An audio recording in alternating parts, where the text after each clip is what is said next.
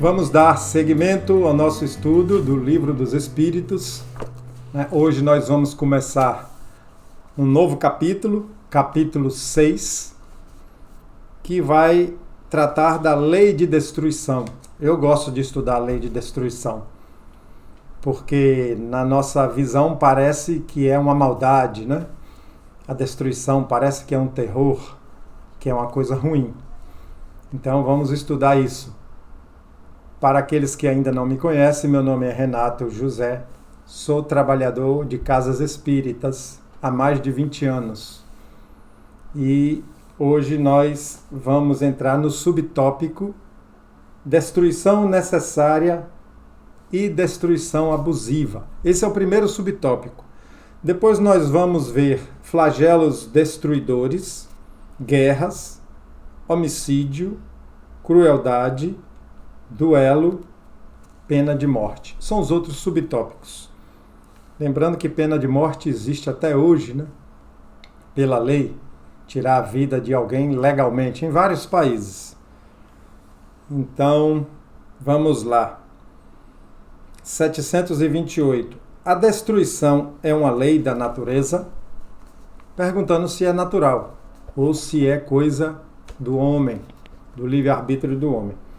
É preciso que tudo se destrua para renascer e se regenerar.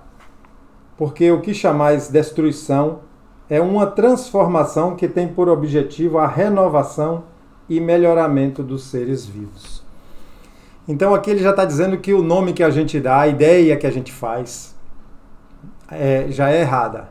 Não é uma destruição, é uma transformação. E a gente sabe que tudo, para gerar o novo, precisa se destruir o antigo, transformar o antigo, até na produção dos objetos materiais, como na vida. Tudo é assim. A semente de uma planta morre para ela crescer.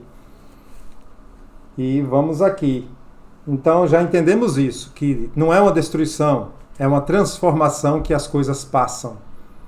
Por exemplo, o nosso corpo, que a gente acha que morre. Eu por muito tempo falava assim, não é o espírito que morre, é o corpo que morre. E o espírito permanece vivo. Mas eu corrigi, o corpo não morre, o corpo se decompõe e volta para a natureza. Cada átomo do corpo volta para a natureza. E vai participar de outras composições. Né? Então, ele não se destruiu, ele se decompôs e se transformou. Aí tem uma pergunta complementar. O instinto de destruição teria assim sido dado aos seres vivos com objetivos providenciais? Instinto de destruição, que eu interpretei aqui, é a alimentação de um animal se alimentando do outro, a cadeia alimentar, né? O leão que come a lebre e come outros animais, o homem que ainda, né, a maior parte ainda come os outros animais, come também as plantas, que são seres vivos. Então é assim. É isso que ele está perguntando.